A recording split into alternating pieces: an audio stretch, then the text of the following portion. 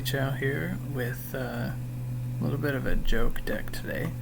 I wanted to test out a Providence build, which is completely a gimmick, but a bunch of my friends in the Martyr Discord are crazy about it because of how much of a meme it is, so I figured I'd throw something together, just to see where I could take it. In this build, I'll be playing the full 8 Serra Ascendant, Speaker of the Heaven, life gain payoffs.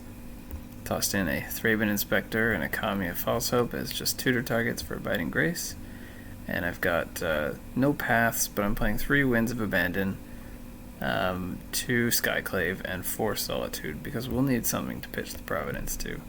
I'm also playing 4 Righteous Valkyrie. I think it's probably going to be a fine engine in more of an aggro version of Martyr, which is kind of what I've got going on here.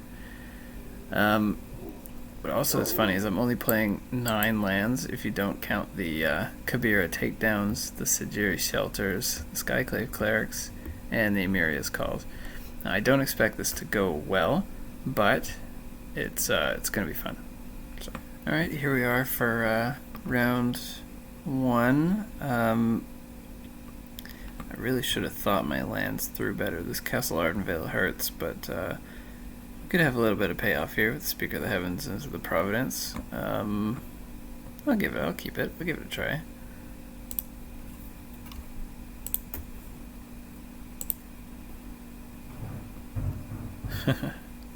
It's my first time revealing Providence on my start of the game.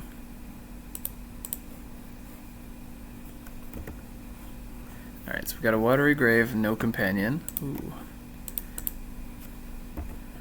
I am going to play out the Speaker of the Heavens. I think my opponent is on Esper Reanimator. So I'm going to play the Castle Ardenvale.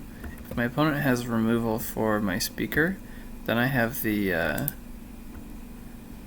never mind. I thought I had a Sejiri Shelter. Just takedowns here.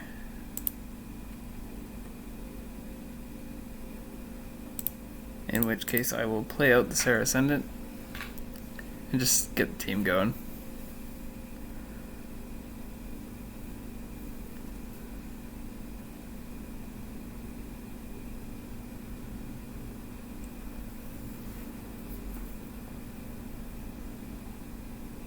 My opponent's in the tank. They're probably wondering what they did to deserve this.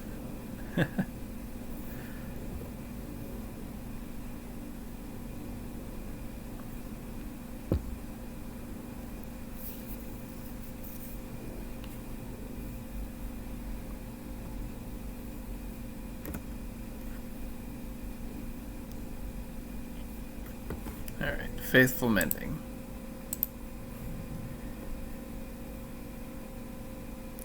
So if my opponent just has discard Archon, persist, then I may have a hard time dealing with it.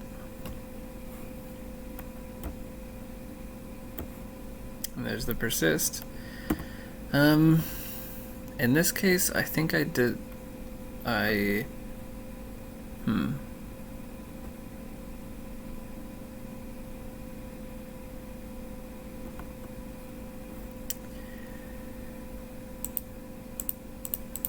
sacrificed the Serra Ascendant. I'll discard... oh, I should have discarded the Providence. That was definitely wrong. Solitude is good. Solitude is very good.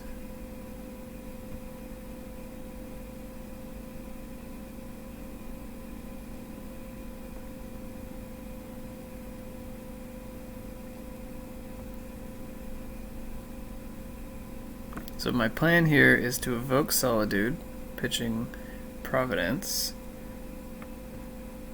and then play the Skyclave Cleric, get in with the Speaker and the Angel, and then make another Angel token.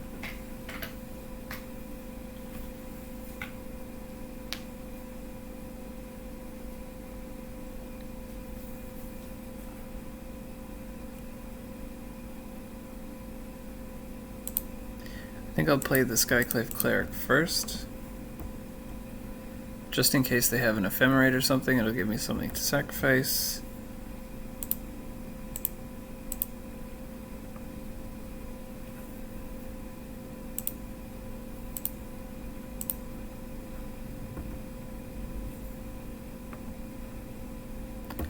Alright, I think they do have it.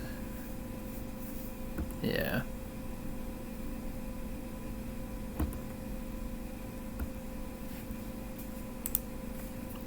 Well, I'll sacrifice the Solitude. I do not think I can win here anymore, so that's it.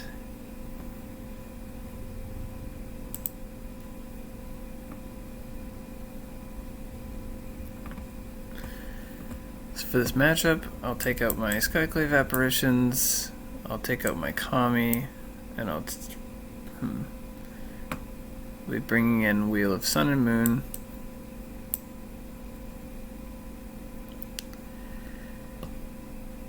And I might like some number of Fateful Absence here as well. Perhaps over the takedowns. And I know those are lands, but that's fine.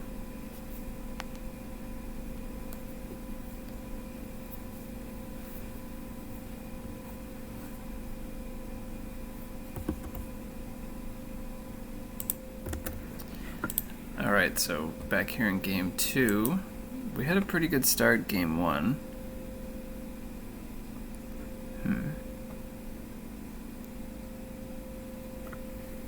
So this hand doesn't have any payoffs, but it does have all the removal in the world. I am tempted to keep it. I think I'll keep it.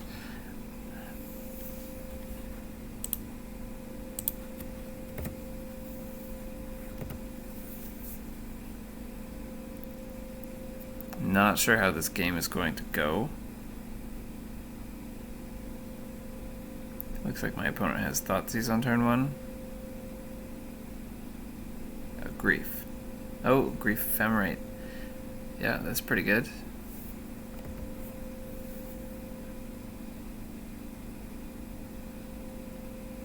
So I have to take my Solitude here, and then if they have Ephemerate, they can take my wins.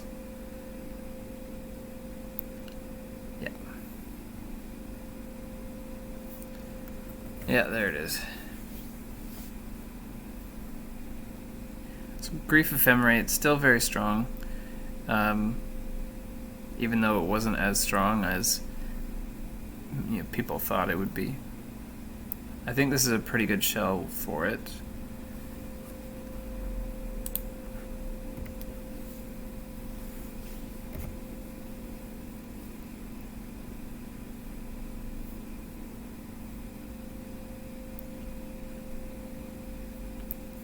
So they could take my Sejiri Shelter here, but I really don't see that happening.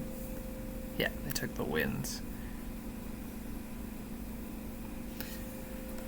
Alright. So finally something. I don't imagine it will live long.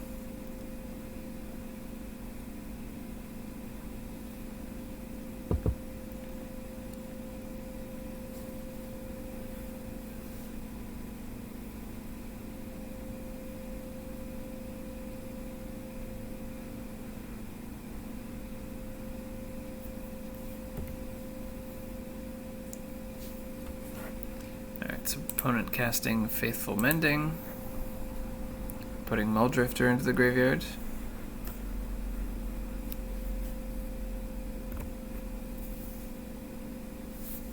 Alright, Ranger-Captain isn't a bad draw.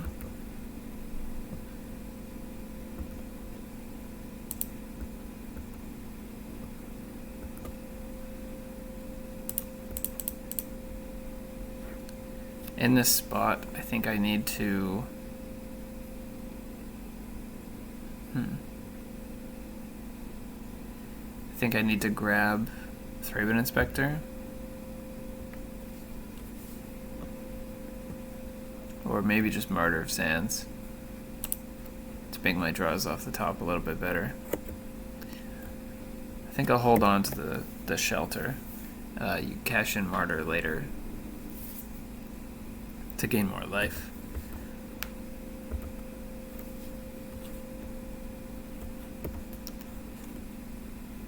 Notably, Martyr of Sands is a cleric, so I will gain a life when it enters the battlefield off the Righteous Valkyrie.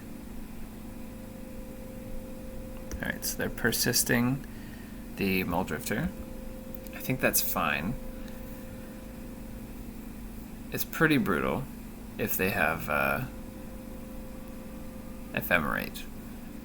Bringing it back from the graveyard and then being able to just flicker it twice. Pretty gross.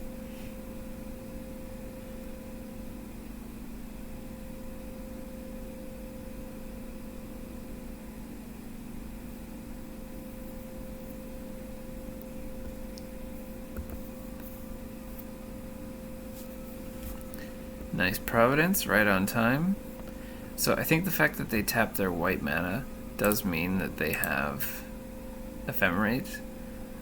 Or they're trying to make me think they have Ephemerate. It doesn't matter, I'm going to attack anyways.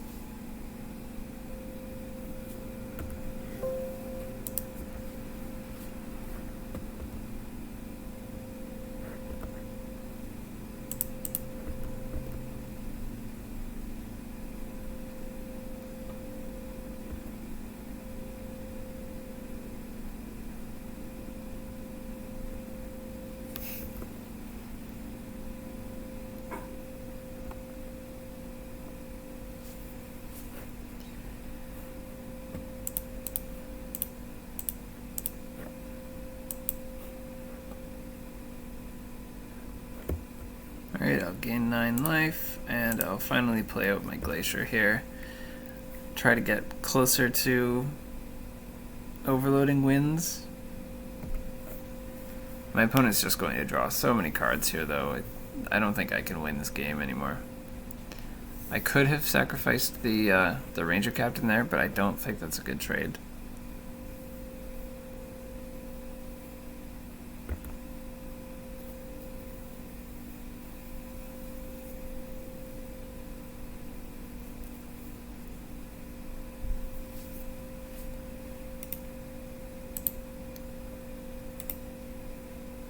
Alright, that's it for me. Alright, here for round 2. The good thing about Providence Martyr is that the games are over quickly. I think I'll keep this. I got 2 payoffs and a Martyr. I am against a Lurrus deck, which is unfortunate.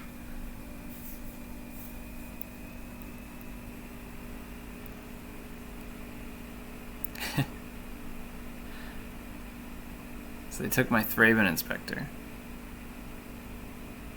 which is very interesting.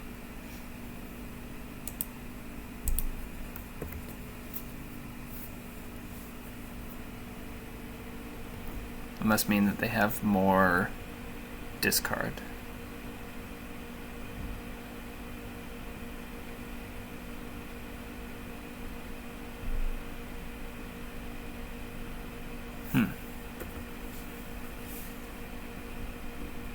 Interesting play patterns from my opponent. So they probably have a piece of removal here.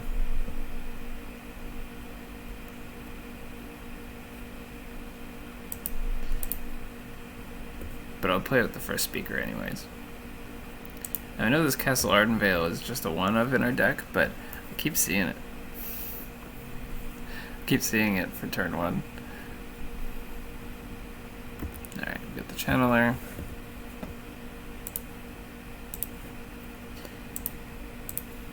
The Basilica, I think I'll just cash in the Winds of Abandon now. I don't need them getting pseudo or card advantage off of their Channeler just yet. Great. Okay. I no longer know how to win this game.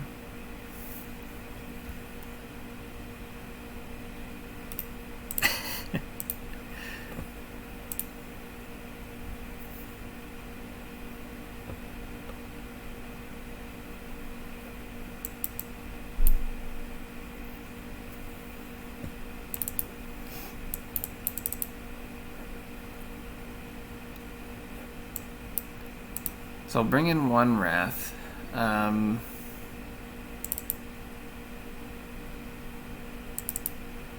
Grace is probably excellent against them.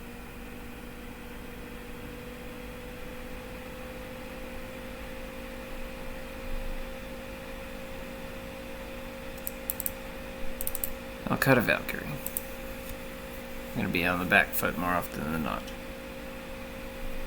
2 Valkyries, though, is good against Unholy Heat. But I need a lot to go right for that to happen.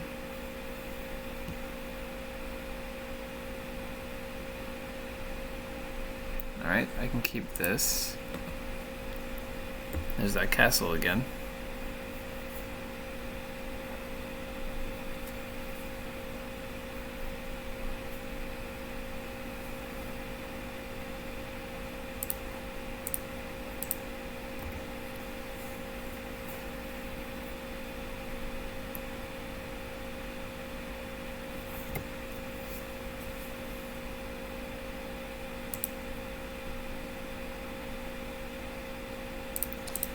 So I think I'll play out the Serra Ascendant here instead of the Martyr, and I'll try to draw another white card. Alright, never mind.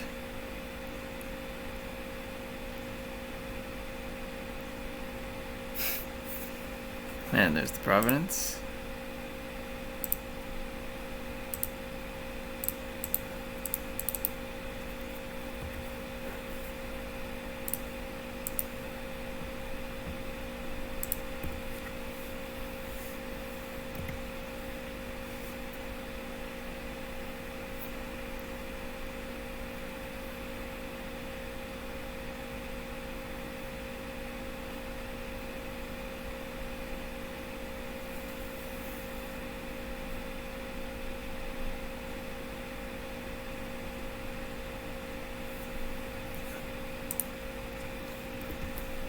I guess I'll discard that spell, never cast. And hold on to this land I'll never cast. And there's a Fatal Push. Alright. Well.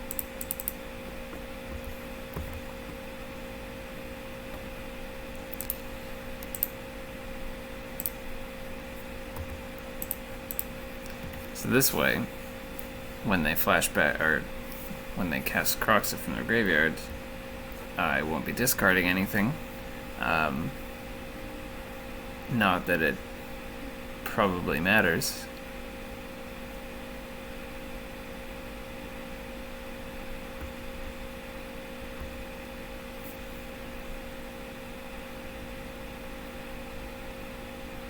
Alright, we got a Ragavan and Kroxa.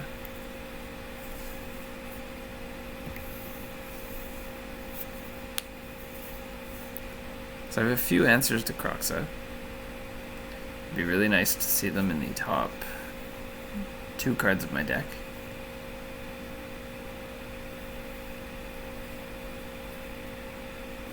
Alright, a Plains won't do it.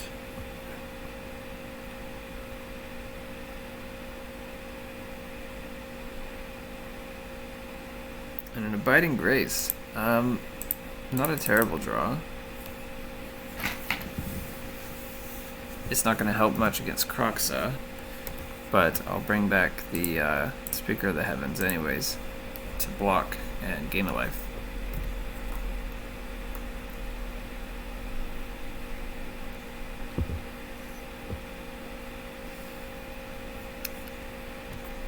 The Dauthi makes it very, very difficult.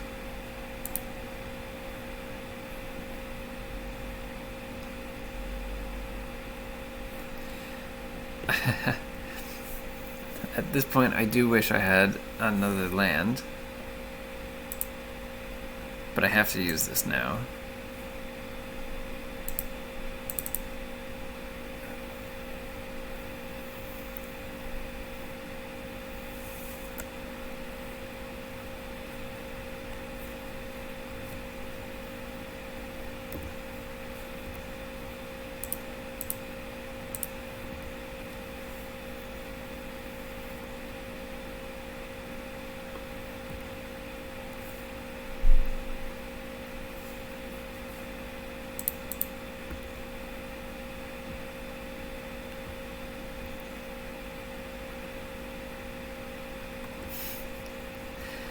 well, at least I won't be taking 3 damage, and I can use the castle.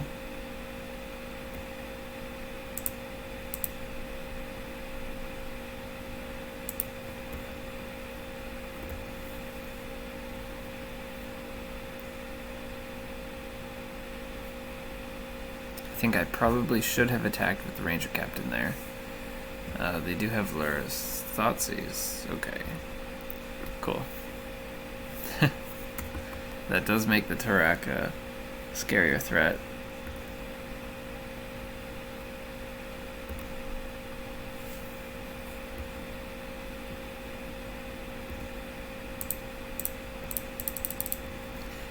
So I am going to 3 life.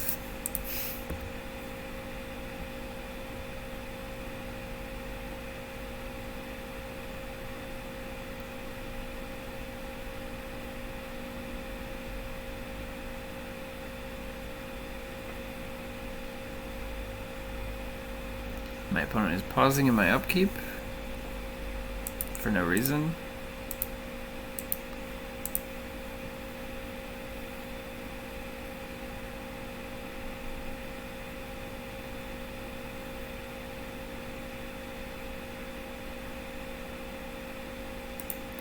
Alright, well, I can't win. Alright, up here in round 3, we're 0-2 currently, which is completely expected.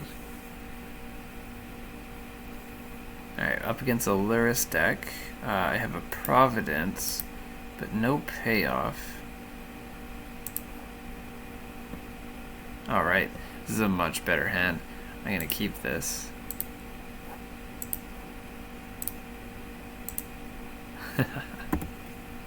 Surprise, opponent, surprise.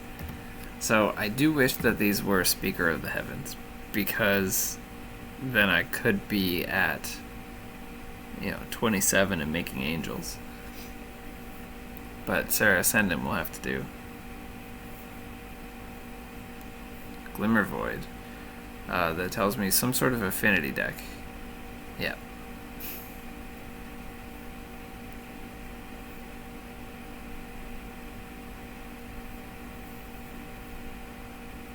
Interesting.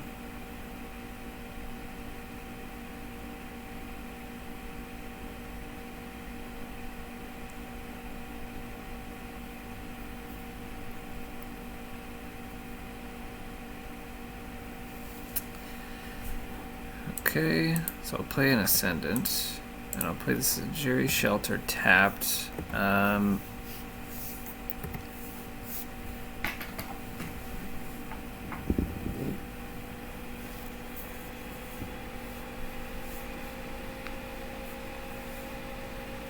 Esper Sentinel, Shadow Spear. Okay. It feels like Hammer Time, just with weird lands.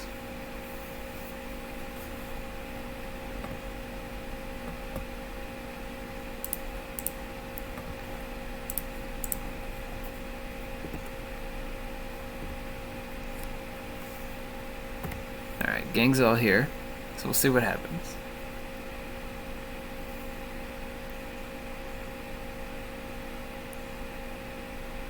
So we have an Arcbound Worker. And it is a Baz.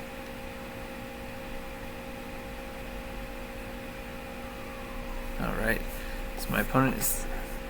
Oh, okay. My opponent's thinking.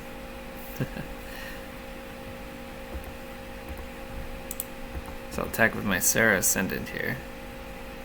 Get myself up to 27.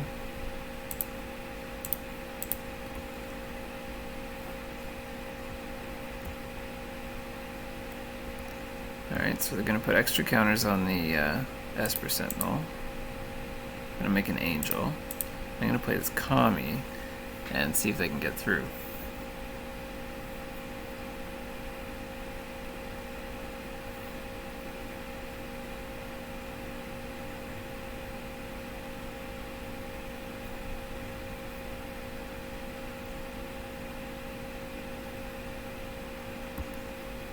Alright, so another Zabaz. They're going to Legendary Rule. They'll put 2 counters on the Esper Sentinel, making it a 5/5. And they can leave up destroying their own Zabaz.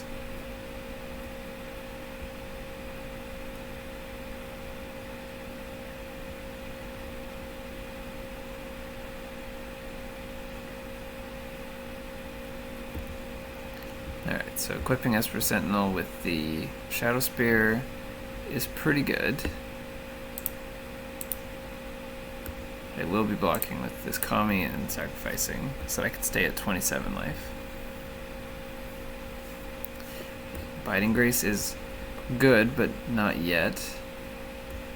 If they destroy their own Zabaz and put 2 counters on here, they'll make 8 power. So I'll make another Angel and just pass. If I double block and kill their Sentinel, that's fine with me. And I actually don't know if that works that way, so they might not even be able to attack.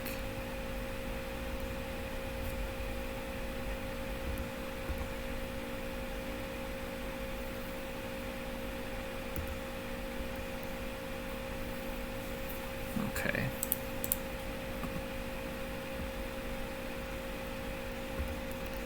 So now we can start attacking with 1.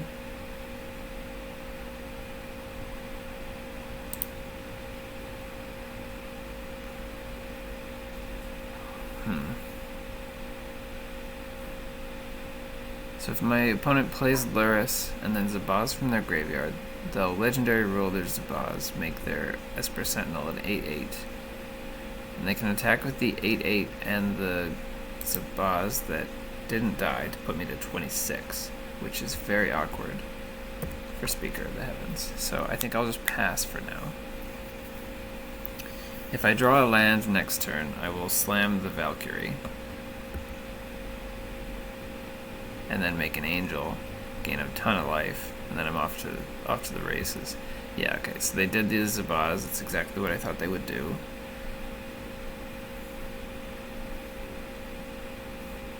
Yeah, putting 2 counters on the Sentinel.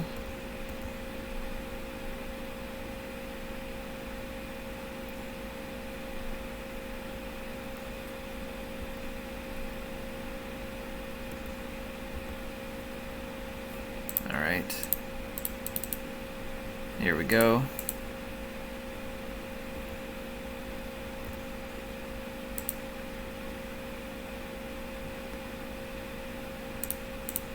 I think it's just time to get in, not give my opponent any time to do anything. They do have the 8/8, which will be a 10/10 with lifelink, but I am attacking for 18 here.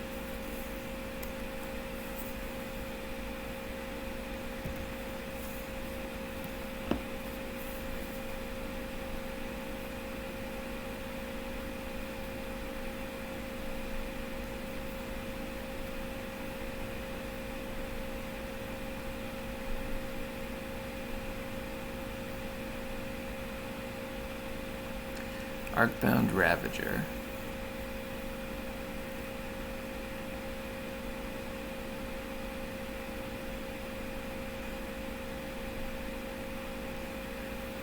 Interesting draw from my opponent. So if they eat the Zabaz with the Arcbound Ravager, they make Esper Sentinel a 9/9. They can play the other Zabaz, or they just play the Arcbound Worker. Yep. Then they can make the Sentinel a 10/10, and the Ravager a 2/2 or 3/3. No, a 2/2. Okay.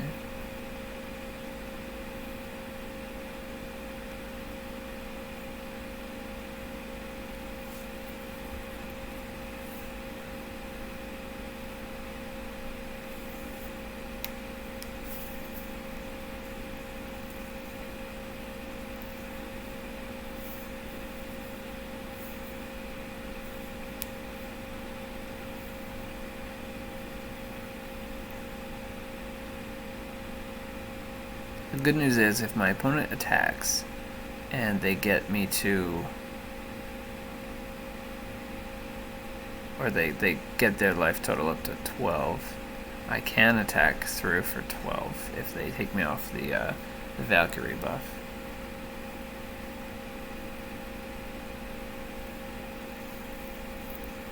Right. Math is hard.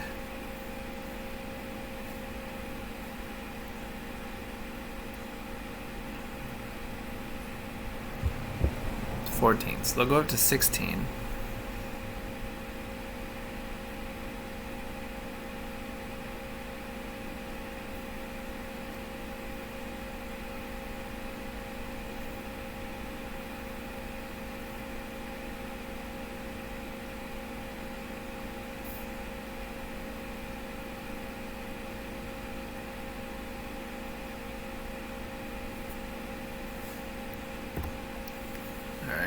That's a pretty good attack from my opponent. 1, 2, 3, 4, 5, 6. 1, 2, 3, 4. So attacking for 16, 17, 18 in the air, I think.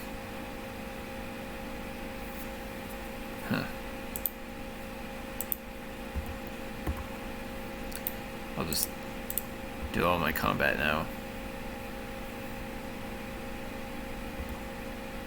Yeah, okay.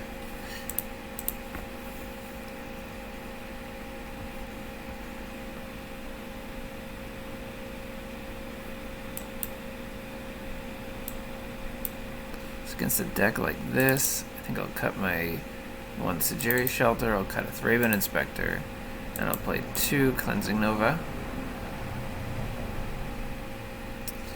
And I'll just try it like that. I mean, I don't even think you can sideboard very easily with this deck. A lot of the cards you want to cut are lands, and you do need your lands. Bringing in Cleansing Nova as a 5-mana spell is a bit silly. Especially when cutting lands for it.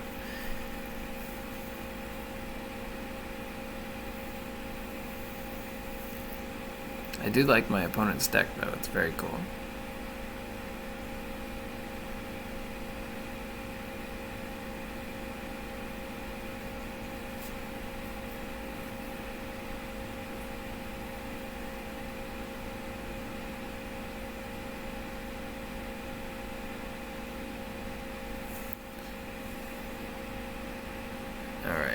So this hand isn't the best. 2 Ascendants could be good enough, so I think I'll try it.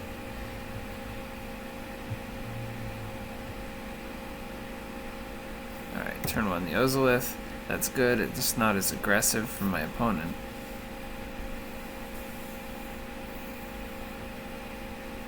I drew that Righteous Valkyrie, so I think I'm going to play out Martyr of Sands first.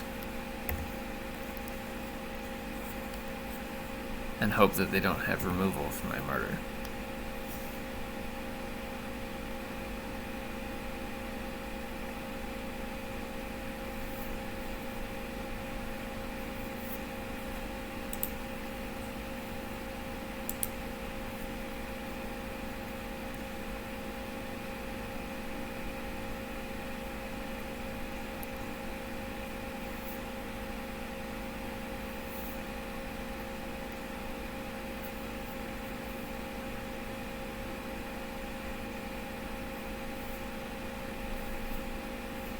Alright, we got Thoughtseize, so they'll probably take my Skyclave or one of my Serras.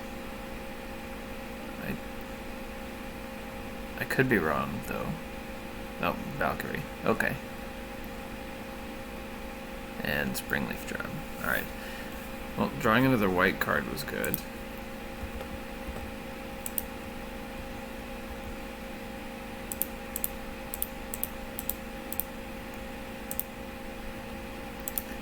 Up to 32, play 6/6, pass to them.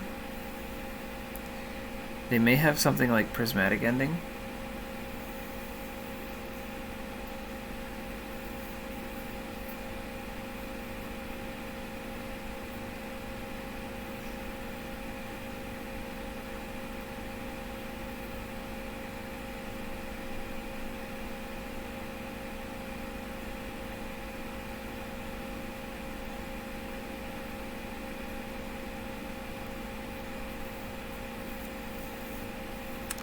Alright, Ratchet Bomb. I think Ratchet Bomb might be a little slow, though.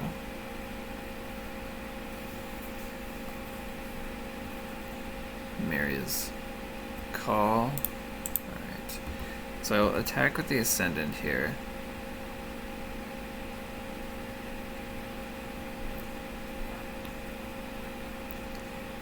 I'm putting a charge counter on the Ratchet Bomb.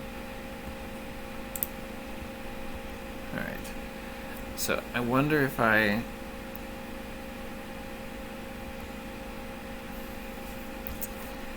Yeah, I think I do have to Skyclave the Ratchet Bomb.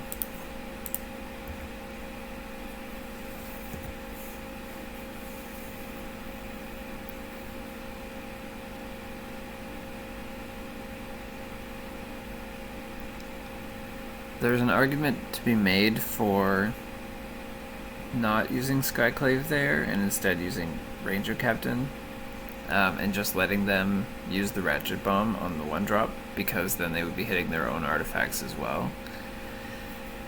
But I prefer the play that doesn't give my opponent options. Options are never good.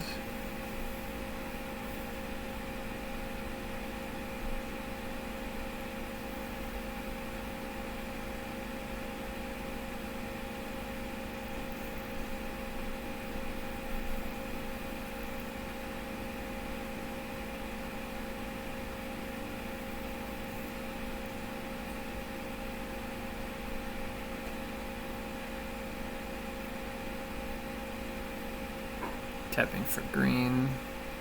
Hardened Scales. Alright. Yeah, my opponent's deck is very cool. I'm all for it.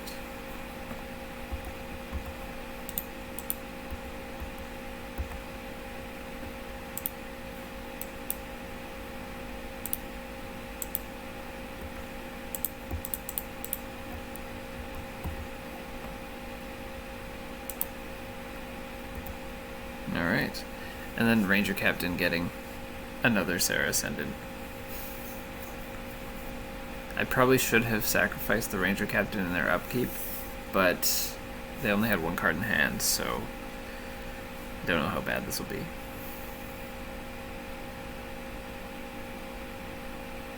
If they have something like Engineered Explosives, then it's bad.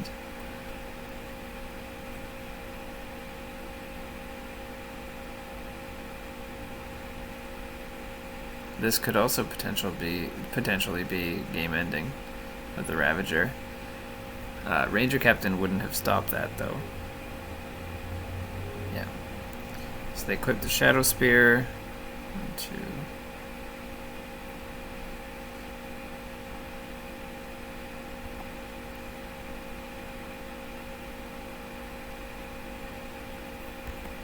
So I think they can put 16 counters on the construct.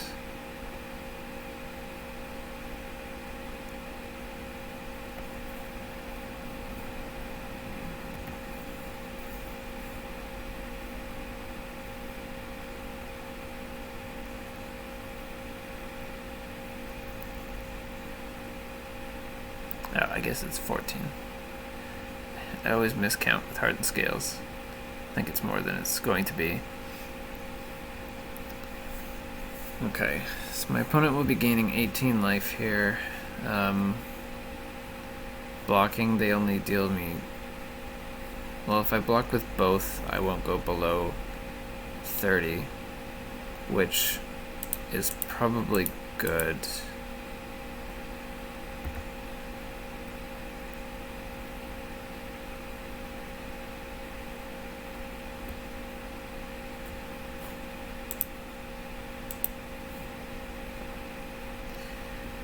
Righteous Valkyrie is a good draw. And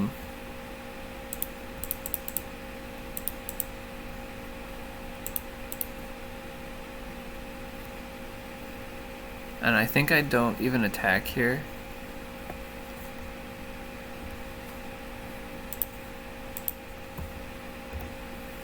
I just block when they attack.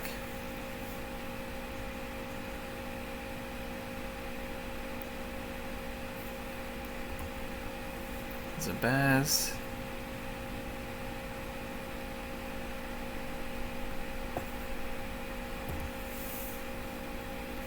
The Baz makes math a little weird. Sacrificing itself will put 3 counters on the construct,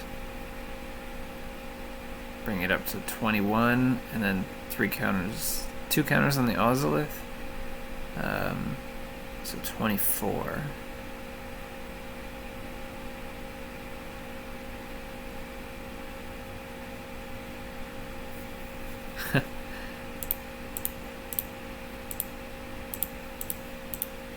Which means if I block all in, one of my creatures will survive.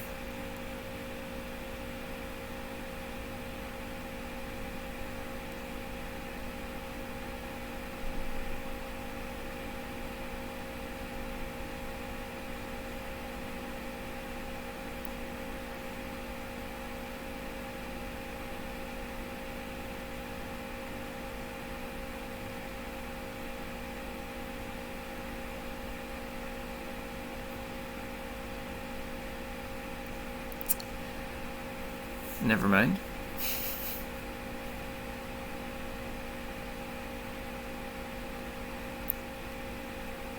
If they kill the Righteous Valkyrie, then my Apparition goes back to being a 2/2 and will die.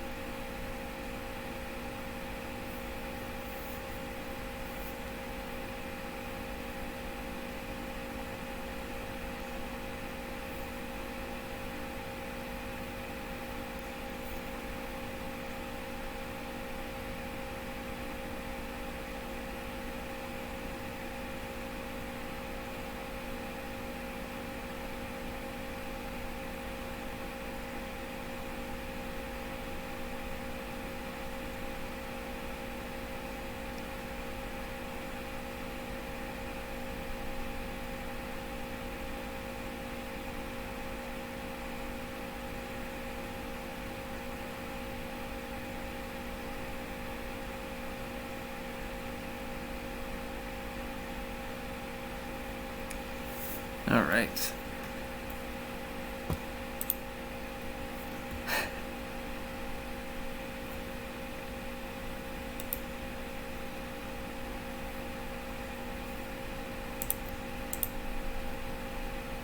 We'll go to game 2. Sorry, game 3. So instead of the Cleansing Novas, I think I would like to bring in the Skyclave Apparitions. They can hit things like the Ozolith, or things like Shadow Spear that make this matchup so difficult.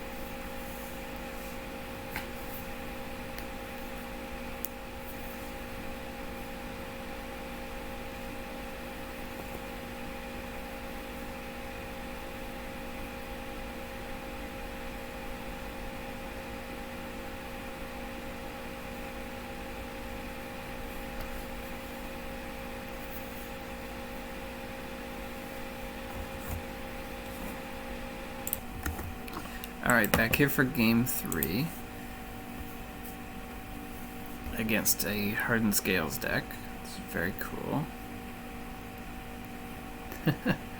Alright, this hand is not very good, but I'm going to keep it because we have the Providence.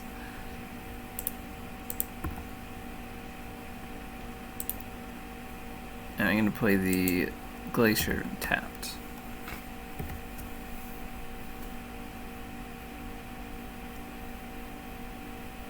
Alright, Inquisition is going to take my Valkyrie, and I'm sad.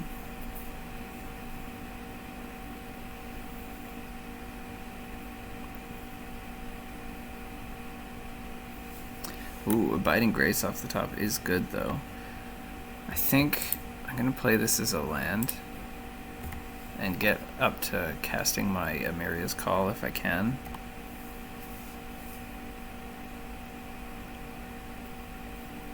Alright, Urza's Saga, that's not good. Ratchet Bomb is not good either.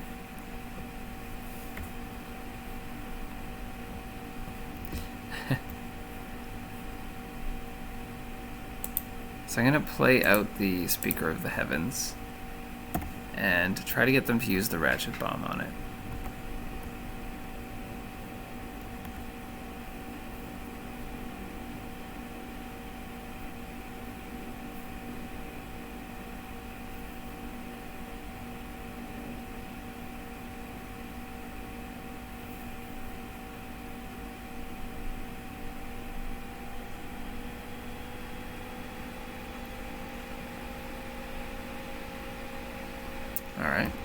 Got the Ratchet Bomb out of their hand, or out of the battlefield, which is great.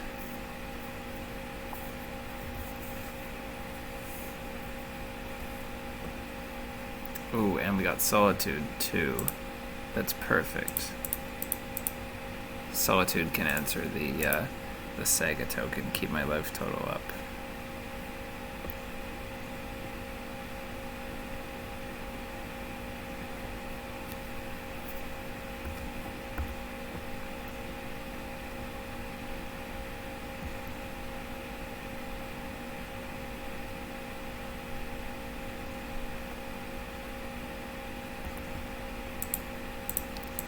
I'll be returning the Speaker of the Heavens. Now, I can't activate it, unfortunately. Alright, so my opponent's going to make their construct. That is fine.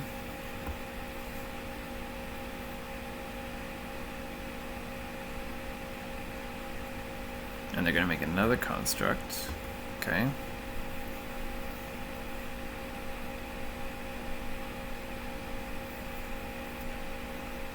I wonder if they have something like Pithing Needle in their deck. Shadow Spear. Alright.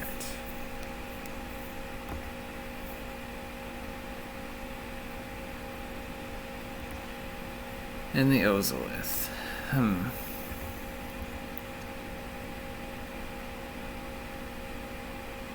It's probably just correct to block here. Get up to 27. Preserve my life total a little. Yeah. That's excellent. Skyclave targeting the Shadow Spear. Return the Speaker of the Heavens at the end of turn. You could have played this as a land, but I don't know. I'm gonna hold it.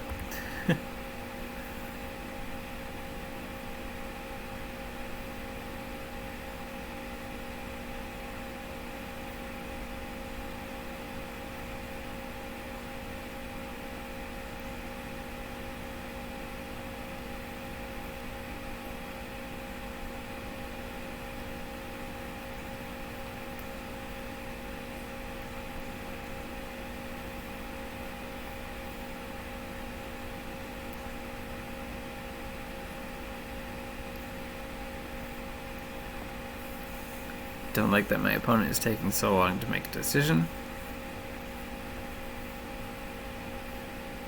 It means that they have lots of things they can do. That's always a bad sign.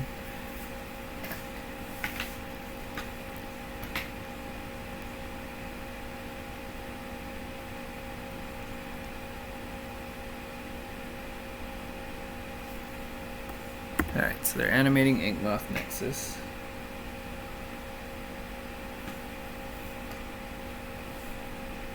Casting Ravager.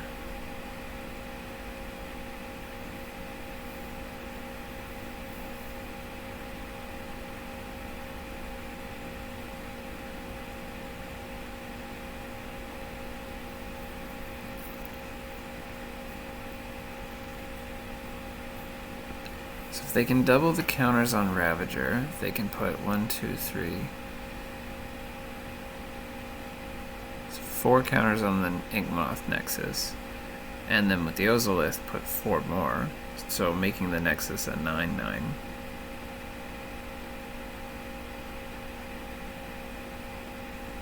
If they sack all their construct tokens. So I can freely Solitude one of them, and I won't die this turn to it. Maybe next turn.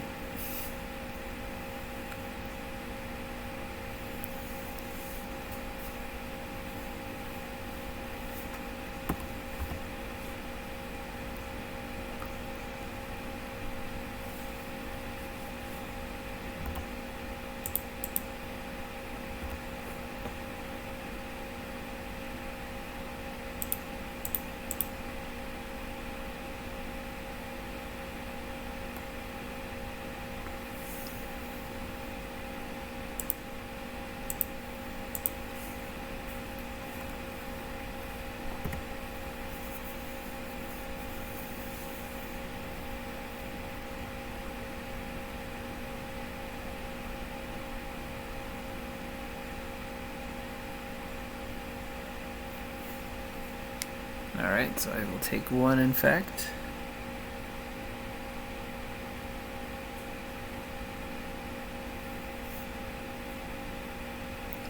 Now my speaker will be on the clock.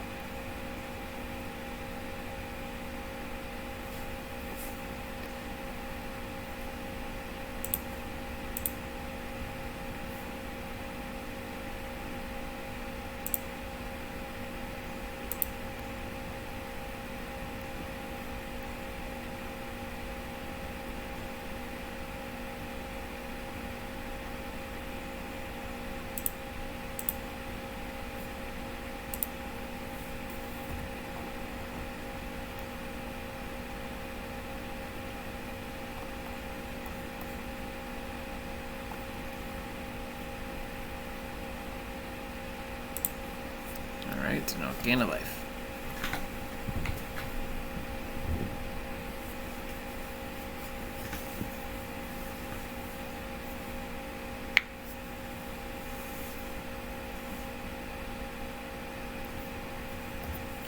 And we'll see if I'm dead here. I could be.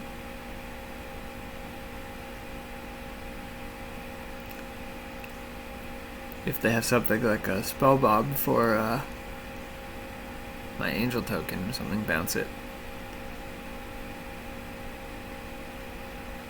Zabaz. Zabaz is pretty good as well.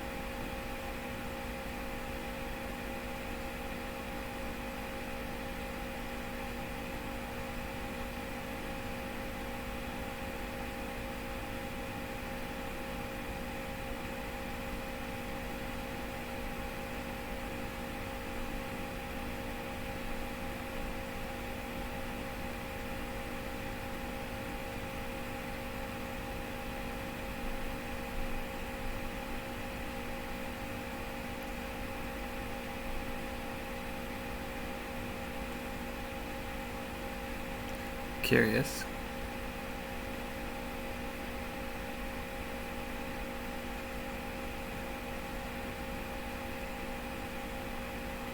I guess this puts the most counters on the Zabaz. And then on the Inkmoth Nexus. Okay.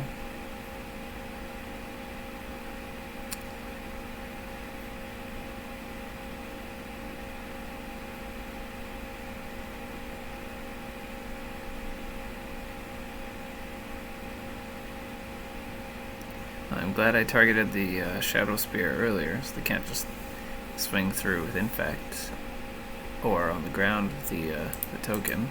So I'm going to have to block with my Ascendant, but I think that's okay. I'm up at 29 now. If I attack with the Speaker, I get up to 30. If my opponent has a Memnite or something... Okay, they don't have Memnite. Winds is good-ish. I won't use it yet. Up to 30, make a 4/4 Angel. And then I'll pass to them, because I'll have Castle Ardenvale as well that I can activate.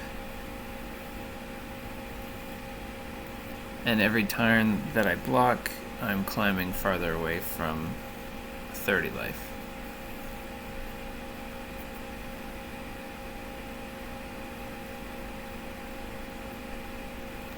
Okay, Walking Ballista. It's a little scary if they have an Arcbound Ravager. Alright.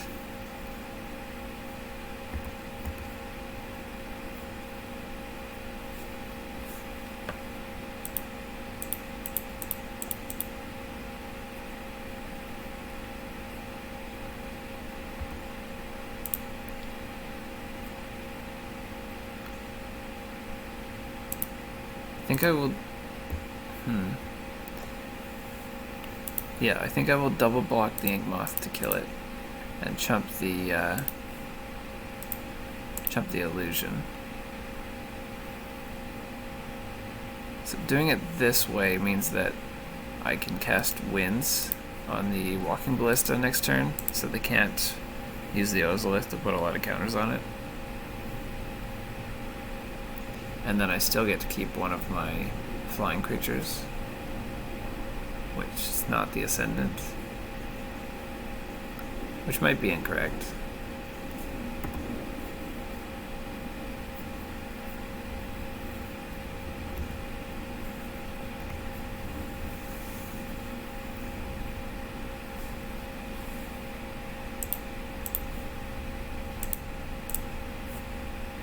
Alright, so since my opponent didn't use their Ballista, I'll activate the Speaker of the Heavens before I cast this Winds. If I cast the Winds, they'll definitely just kill my Speaker of the Heavens in response, so...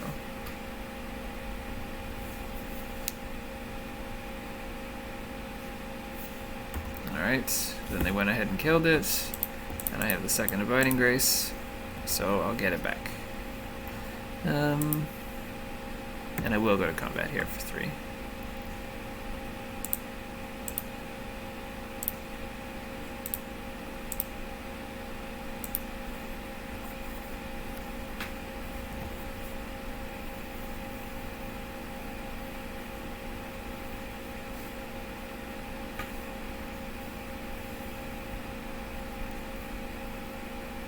Lurrus into their hand.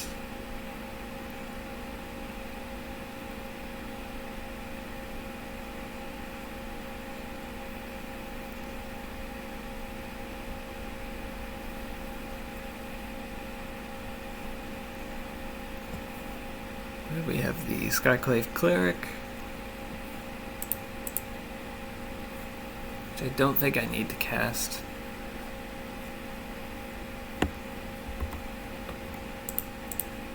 I will attack with...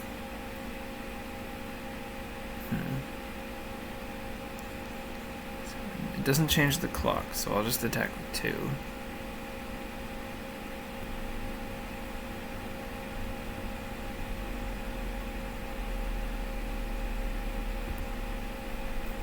Then I'll play my Cleric tapped, holding up Castle Ardenvale and passing the turn.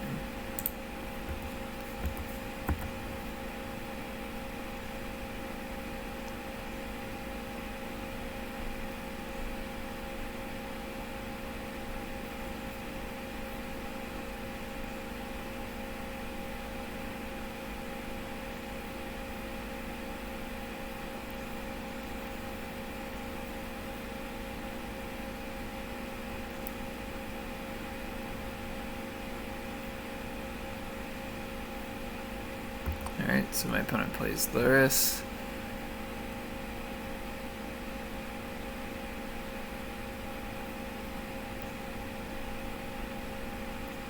Ratchet Bomb is a good one. Very good one here. I did forget about Ratchet Bomb. Alright, that does kill their illusion, which they probably want. So they can put 16 counters on their Lurrus. Yeah. Alright, and I'll make a token at a turn.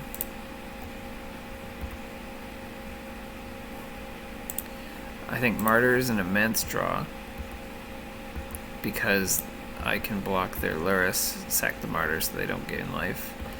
They could use Walking Ballista.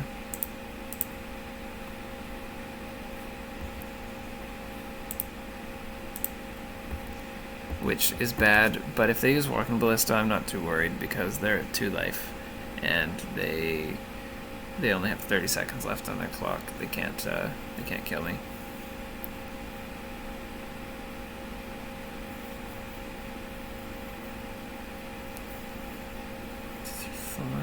Walking Ballista. Oh yeah, so they're trying to cast it for more from their graveyard, but you can only cast Walking Ballista for CMC 2 because Lurrus specifies mana value 2 or less.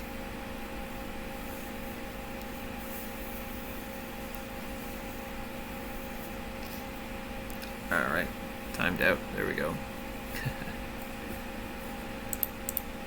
That turned out alright. It's the best one on this league so far. Alright, here we are in round 4. We're on the draw again. I feel like we've been on the draw 3 out of 4 matches this league. It's clear my opponent has a companion, so we'll see what that is.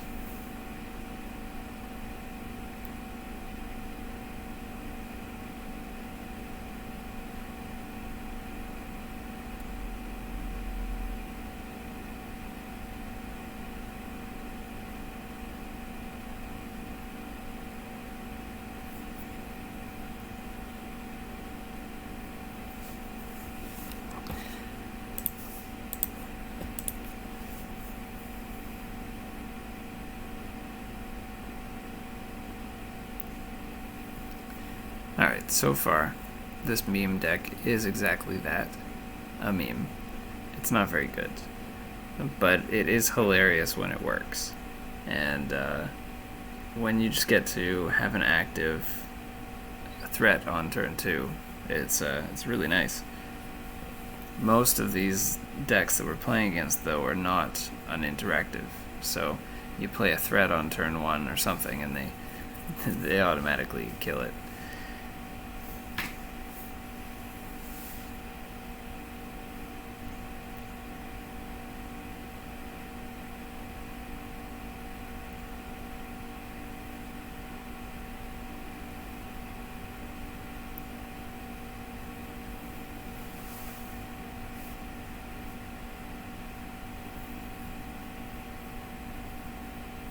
Alright, so this is a pretty bad hand. I will mulligan.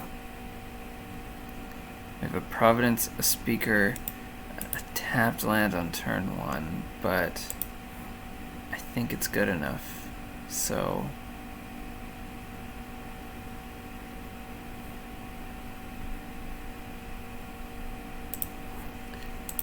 my opponent didn't show me a companion, so I'll put the Skyclave Apparition back.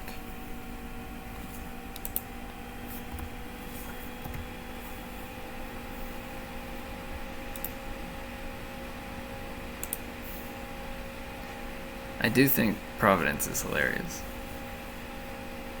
My opponents never see it coming.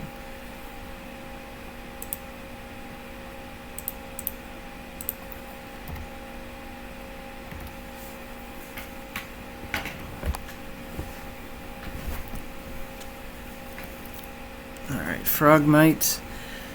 It's not bad. Play a Speaker. Take down tapped. And pass to my opponent.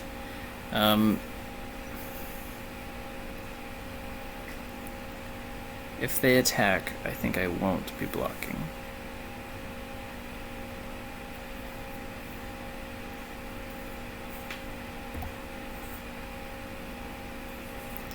Perfect. This Valkyrie doesn't gain life off itself, which is unfortunate. But it'll make the second Valkyrie very strong, and then the Speaker even stronger, so I'm trying to just compound all of it.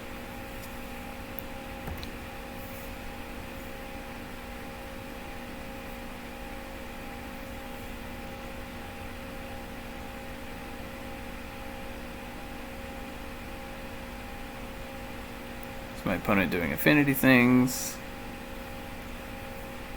And no attacks from them. This is excellent as well.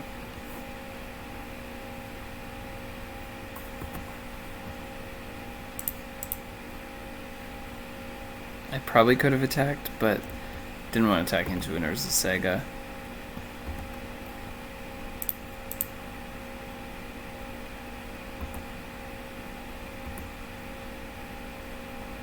Alright, let's go.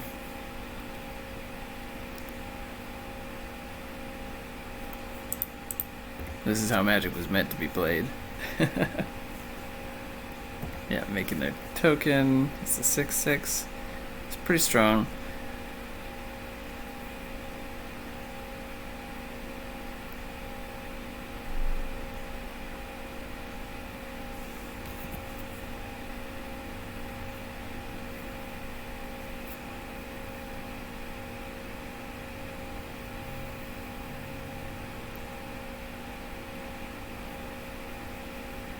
Seeing what they grab, it's probably Shadow Spear. It could be Pithing Needle if they have it. Pithing Needle would be pretty good against Speaker of the Heavens, but it's not enough to win. Okay. So it is Shadow Spear indeed.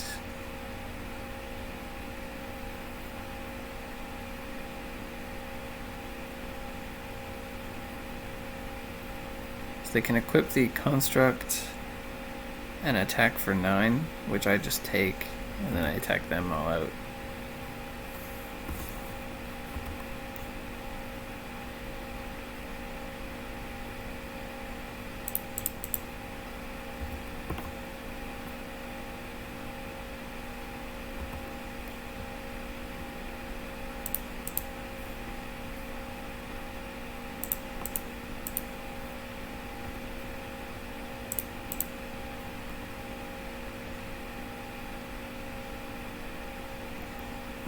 There's no point in me playing these, so I'll just hold up Field of Ruin for another Saga if they have it. I'm not sure how I lose from this point. Maybe if they have Neoform or something. Although I'm not even sure Neoform and a Crater Hoof would be enough. Maybe.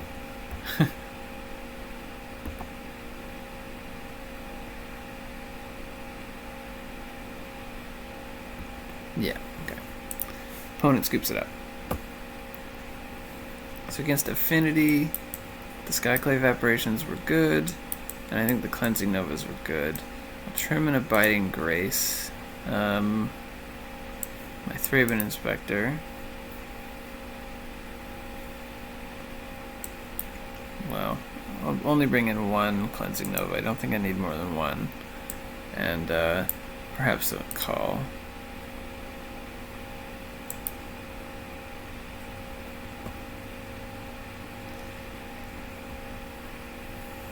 Alright, so I'll mulligan here. It's a bad hand.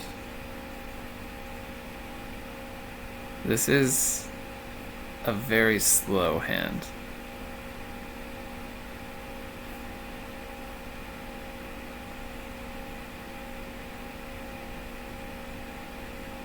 I'm gonna go to 5.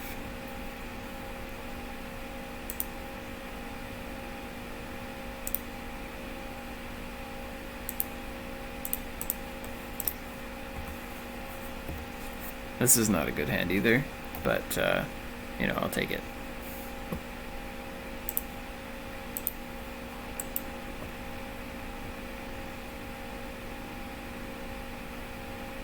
Emeria, very nice. Cranial Platings in the graveyard, I like to see it. The Plateau and pass.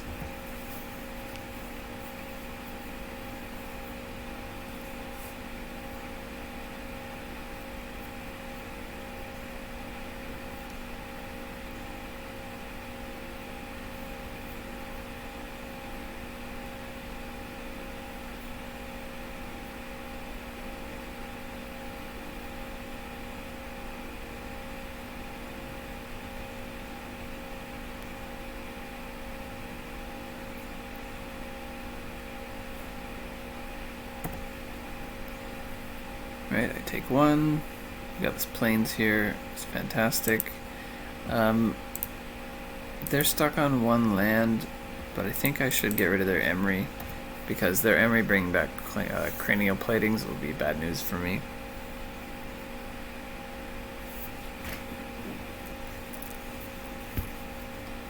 And we got a Ginger Brute.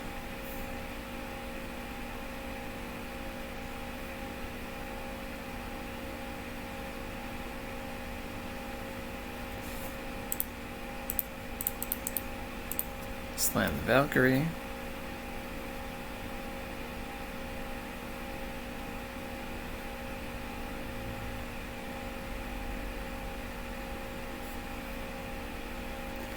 Alright, opponent plays a Thought Monitor.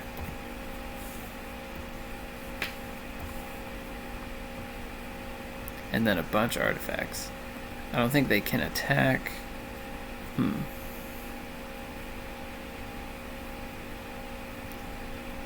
In this case, the Skyclave Cleric is going to gain me 5 life.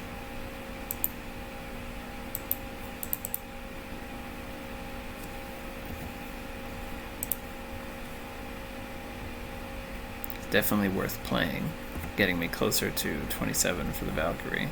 And Valkyrie can just kind of sit here and hold down my opponent's creatures for now.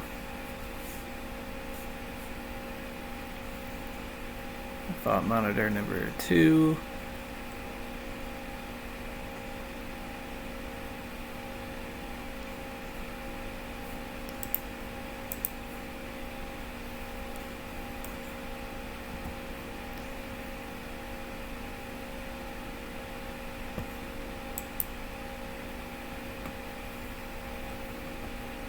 Alright, I wish that the Skyclave Apparition was a cleric. That would be pretty good. But I'm going to use it now to take the Ginger Brute. Just get it off the battlefield so I don't have to worry about it.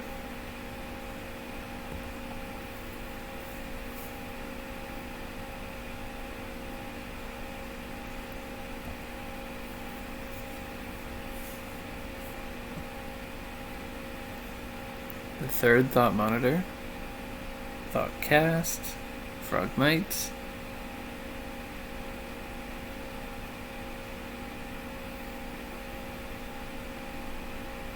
Oh, okay.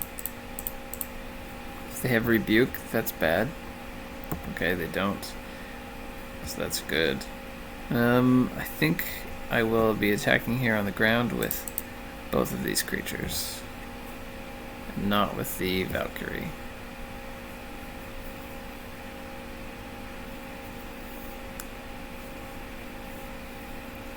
They probably will just make 2 chumps.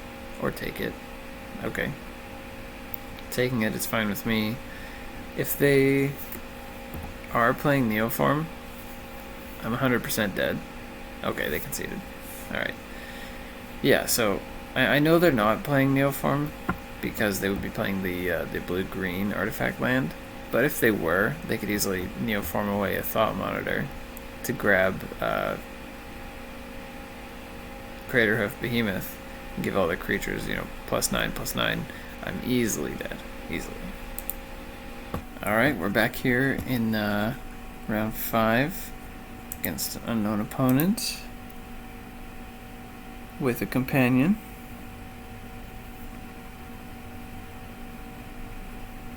Let's see what they show us.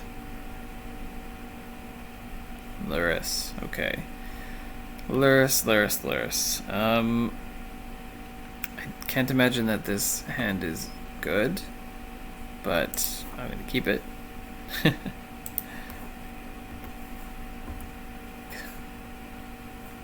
going to play out my tap land first.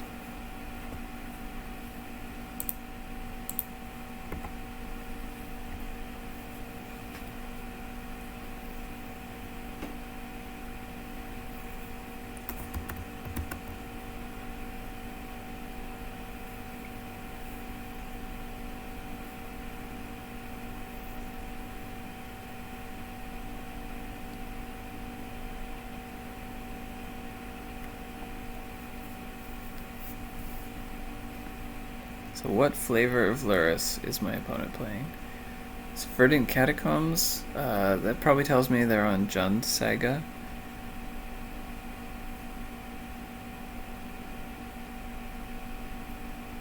I won't know until I know more, of course.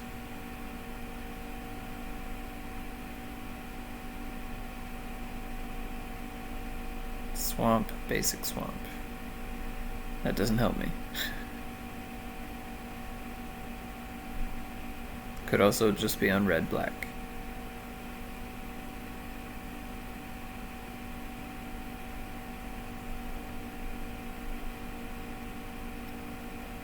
Inquisition, that will take my Abiding Grace.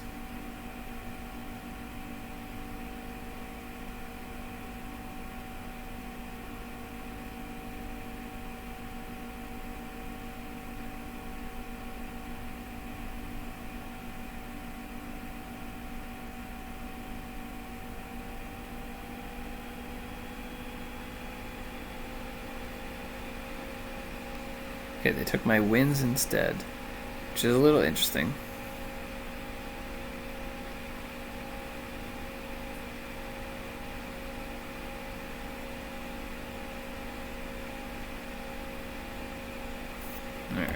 Let's see. Speaker of the Heavens. Perfect timing.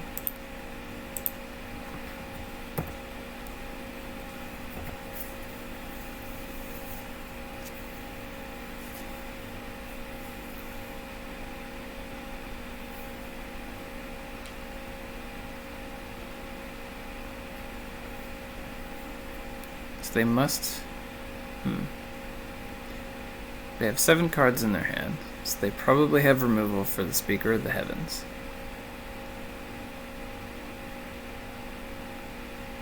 And then they probably also have another hand attack for the Abiding Grace.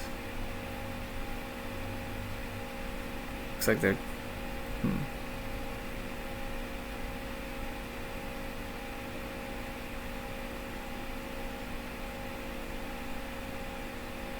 Tarmogoyf. Okay.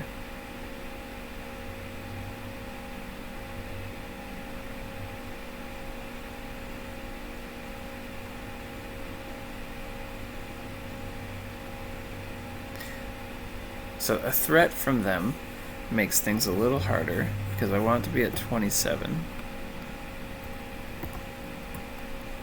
And they did take my wins, so that actually makes sense now.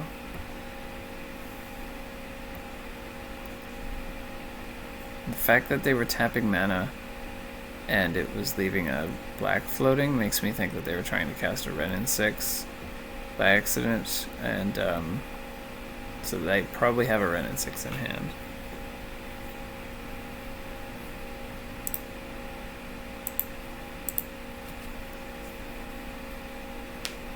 So my opponent is playing very slow.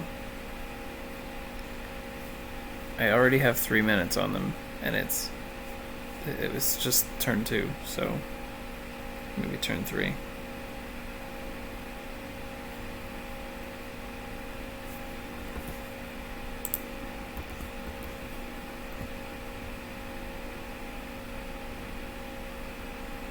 My opponent is not blocking.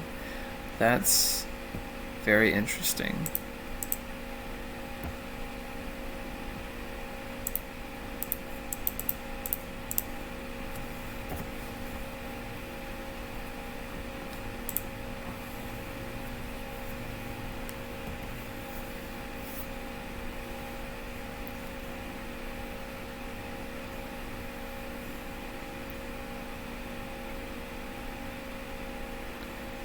Currently, my opponent's Goyf is a 3/4. I can block it with the Angel token, but if they kill my Speaker of the Heavens, it becomes a 4/5. So I don't think if they attack, I won't block, because that's kind of telling me that they have removal for the Speaker. Although if they just cast their Renin 6 here and kill the Speaker, then they can just freely attack through, which is good for them because they can keep my life total under 27 that way.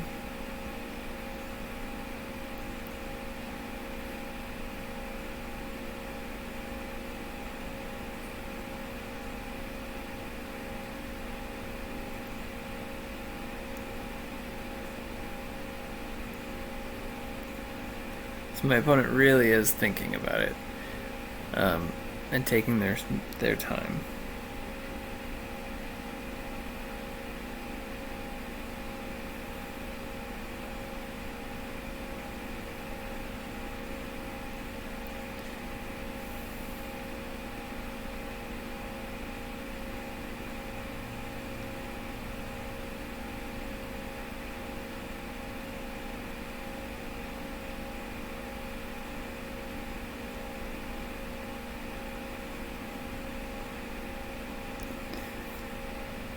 So another Tarmogoyf and a Death Shadow.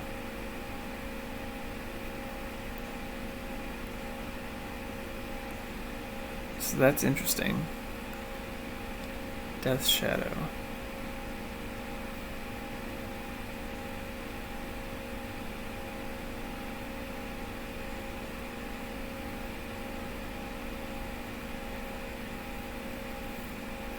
Death Shadow makes things a little difficult, because it's obviously going to get bigger as I hit them.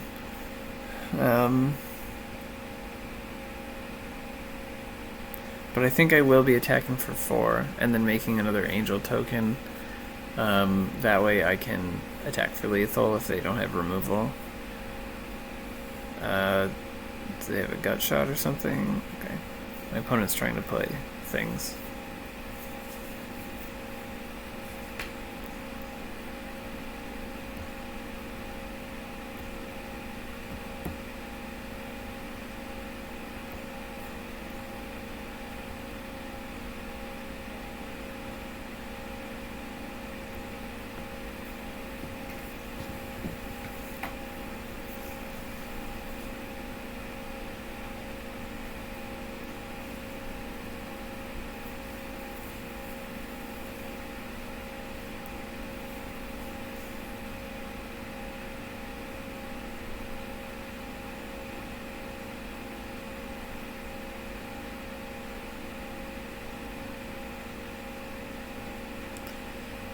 Alright, just waiting for my opponent to pass me priority in my upkeep.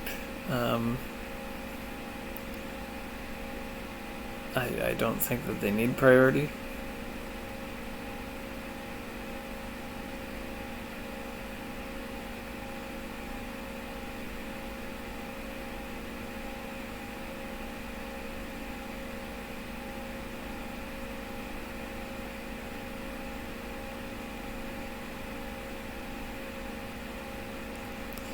Alright, so I drew a land.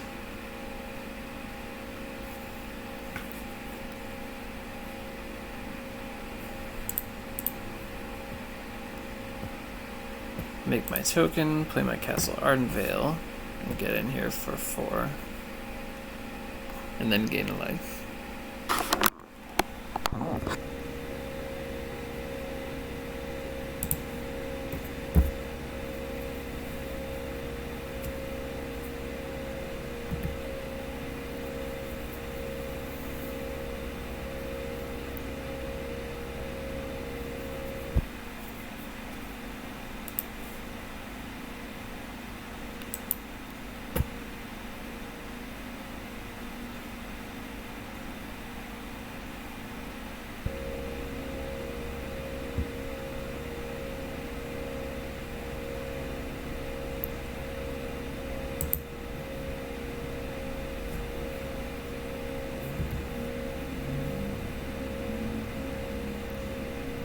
Alright, so we will see what my opponent's plan is.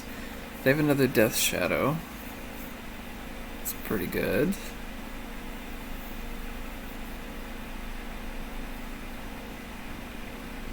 They're not shocking.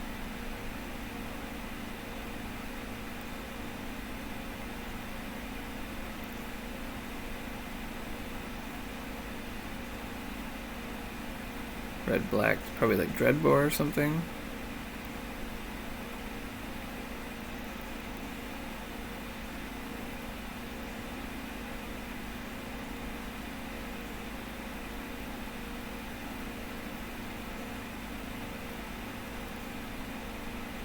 It kind of has to be. If they have Croxa, that won't do it.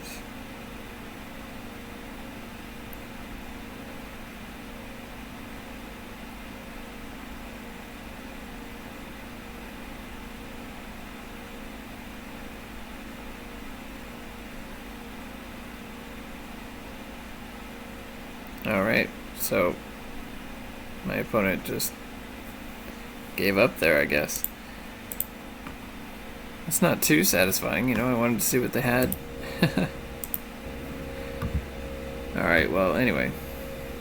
So, anyway, we ended up going 3-2 with this list, and I don't know how. Because this list is horrible. One of the worst things about this list is the... like, all these little tap lands that I put together. You really want to have Providence, land, threat on turn 1 so that you can get the engine going. And instead what I had to do often was play a tap land on turn 1 and then on turn 2 play my threat and then try to find some ways to gain back the life that I had lost. Now what was good was Righteous Valkyrie. Speaker of the Heavens and Righteous Valkyrie together, are just very good. They trigger each other. They require the same amount of life. Once you get them both together going, it's almost unbeatable. Anyway, that league was okay. It wasn't very fun, though. I think that was on my opponents. They were playing quite slow. So I definitely think this deck overall is still a meme. Do not play this deck unless you're trying to be funny at F&M. That's what this deck was for. Or other variations like it. Anyway, thanks for watching, and hopefully I'll get some more videos up soon.